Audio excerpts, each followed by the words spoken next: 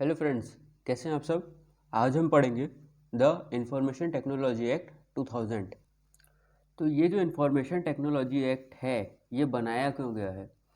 Actually आज के date में मोबाइल, कंप्यूटर्स, लैपटॉप्स और इंटरनेट का जो यूज़ बढ़ गया है, उसकी वजह से इस एक्ट का जो वर्क है वो भी बहुत तरह से बढ़ चुका है और इसका जो यूज़ है वो भी बढ़ गया है।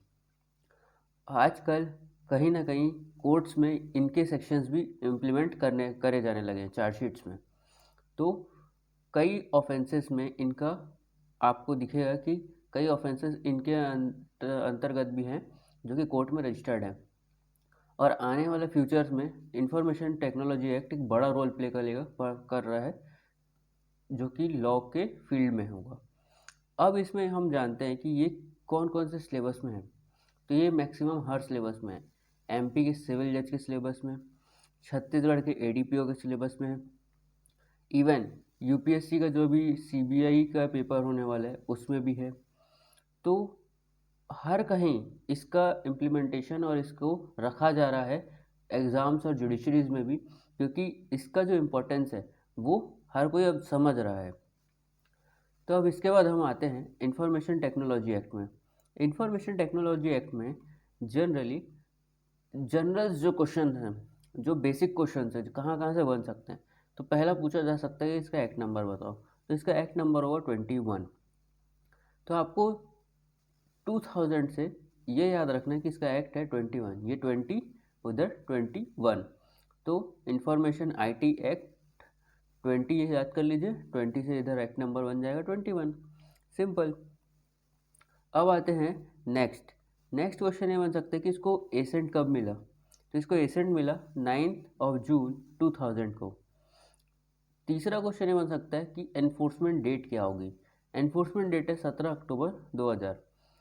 17 अक्टूबर 2000 ये मोस्ट इम्पॉर्टेंट डेट है, क्योंकि इसी एक्ट से आईपीसी, एविडेंस एक्ट और सीआरपीसी में भी अमेंडमेंट्स किए गए थे।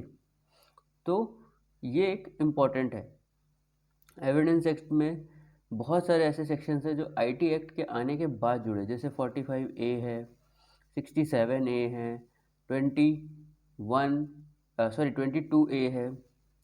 तो ये जो सेक्शंस थे इसको जोड़ा ही इसीलिए गया था आईटी एक्ट के आने के बाद। अब आते हैं इसमें टोटल चैप्टर्स और चैप्टराइजेशंस कितने हैं। टोटल 13 चैप्टर है और 94 सेक्शन है और 4 शेड्यूल है। अगर आपको पूछा जाता है टोटल में, तो 13 चैप्टर है, 94 सेक्शन है और 4 शेड्यूल है। बट अगर 13 चैप्टर 94 सेक्शन 4 शेड्यूल में नहीं है, ये ऑप्शन में ही नहीं है, तो क्योंकि इसके जो 4 सेक्शन है लास्ट के वो ओमिट कर दिए गए, रिपील कर दिए गए, और जो 2 शेड्यूल है उसको भी ओमिट कर दिया गया।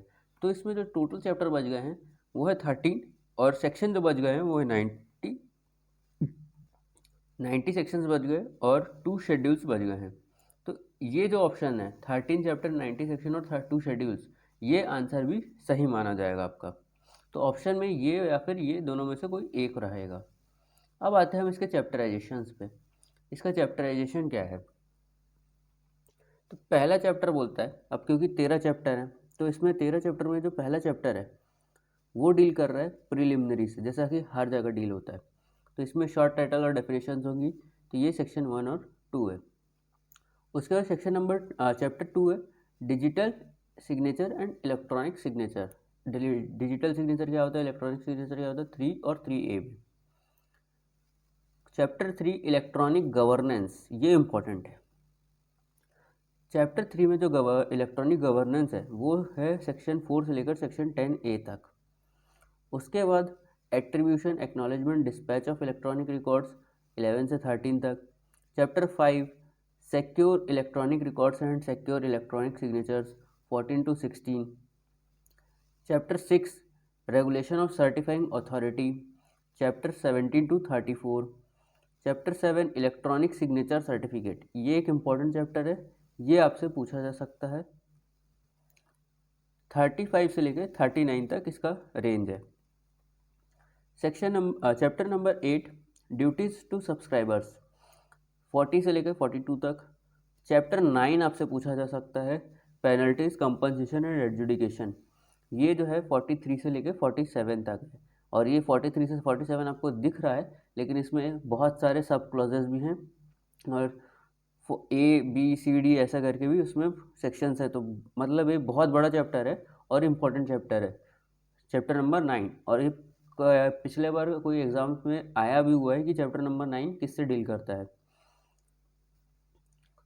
चैप्टर नंबर 10 है अपीलेट ट्रिब्यूनल। अपीलेट ट्रिब्यूनल 48 से 64 है। फिर चैप्टर नंबर 11 है ऑफेंसेस, 65 से लेके 78 तक। चैप्टर 12 है intermediaries not liable in certain cases, section number 79। इसके बाद है chapter 12A examiner of electronic evidence, 79A। Chapter number 13 miscellaneous, 80 से लेकर 90 तक। तो ये था हमारा पूरा चैप्टराइजेशन। इस चैप्टर्स को आपको पूरा याद करना होगा, क्योंकि एग्ज़ाम्स में चैप्टराइजेशंस इम्पॉर्टेंट रहते हैं। और जैसे कि CGADPO की बात कर रहा हूँ मैं, इसमें तो सबसे ज़्यादा यही सब चीज़ों को पूछा जाता है, क्योंकि बेसिक चीज़ें होती हैं सब, और कई बार बेसिक चीज़ें ही बच्चों को याद नहीं हो पाती हैं। तो इसको आप याद करें पहले, उसके बाद आप एक्ट में जाएं, क्योंकि ये याद रहेगा तो इजीली होगा आपको बेयर एक्ट को भी समझना। इसके बाद हम चलते हैं इसके प्रियम्बल में। इसका प्रियम्बल क्या बोल रहा है? प्रियम्बल ये बोल रहा है, an act to provide legal recognition for transaction carried out by means of electronic data interchange. मतलब ये एक्ट जो है वो प्रोवाइड कर रहा है एक लीगल रिकॉग्निशन उन ट्रांजैक्शंस को जो कि किसके द्वारा पैदा किए जा रहे हैं, इलेक्ट्रॉनिक डाटा इंटरचेंज की वजह से पैदा हो रहे हैं। मतलब जिनको by means of electronic data interchange से वो बन रहे हैं, and other means of electronic communication से। Commonly referred to as electronic commerce, मतलब e commerce platforms which involve the use of alternative to paper based method of communication and storage of communications to facilitate electronic filing of documents with the government agencies, and further to amend the IPC, Indian Evidence Act, Bankers Books Evidence Act, Reserve Bank of India Act, and for matters connected therewith or incidental thereto। तो आपको ये question बन सकता है कि IT act आने के बाद कौन कौन से में एक्ट्स में अमेंडमेंट हुआ। तो IPC में अमेंडमेंट हुआ, इंडियन एविडेंस एक्ट में अमेंडमेंट हुआ, बैंकर्स बुक एविडेंस एक्ट में अमेंडमेंट हुआ, रिजर्व बैंक ऑफ इंडिया में अमेंडमेंट किया गया। तो ये चारों एक्ट के नाम आपको याद होने चाहिए, क्योंकि कभी कभार प्री में ऐसे क्वेश्चंस भी बन जाते हैं। अब इसके बाद हम आते हैं सेक्शन नंबर 1 में। सेक्शन नंबर 1 सिंपल है, chapter 1 preliminary. Section 1 short title, extent and commencement, और इसका एप्लीकेशन। तो शॉर्ट टाइटल जैसा कि हम जानते हैं इसको इंफॉर्मेशन टेक्नोलॉजी एक्ट 2000 बोला जाएगा। एक्सटेंट इसका होल ऑफ इंडिया में होगा। It also applies to any offence और contravention thereunder committed outside India by any person. ये एक इंपॉर्टेंट है कि होल ऑफ इंडिया में तो इसका एक्सटेंट है ही है, प्लस अगर कोई ऑफेंस या फिर कॉन्ट्रवेंशन हो रहा है जो कि आउटसाइड इंडिया है, उस पर भी अप्लाई किया जा सकता है। अब इसके बाद आते हैं क्लॉज 3। इसमें बताया है कि इसका एनफोर्समेंट कब हुआ। तो इसका एनफोर्समेंट 17 अक्टूबर 2000 में इसका एनफोर्समेंट हुआ था। इसके बाद क्लॉज 4 में बता दिया है कि nothing in this act shall apply to documents. ऐसे डॉक्यूमेंट्स और ट्रांजैक्शन जो कि फर्स्ट शेड्यूल में डिफाइंड है, उन पे ये एक्ट अप्लाई नहीं होता है। उसके बाद सेंट्रल गवर्नमेंट के पास ये पावर है कि वो ऑफिशियल गैजेट में नोटिफाई करके अमेंड कर सकती है फर्स्ट शेड्यूल को, और उसमें एडिशन और डिलीशन का काम सेंट्रल गवर्नमेंट करेगी। और जो भी नोटिफिकेशन जारी किया जाएगा सेंट्रल गवर्नमेंट के द्वारा, उसको पार्लियामेंट के सामने रखना होगा। तो ये था आज का वीडियो हमारा। हम सेक्शन 2 कल के वीडियो में पढ़ेंगे। अगर ये वीडियो आपको अच्छा लगा तो लाइक करें, शेयर करें, सब्सक्राइब करें हमारे चैनल को। Thank you.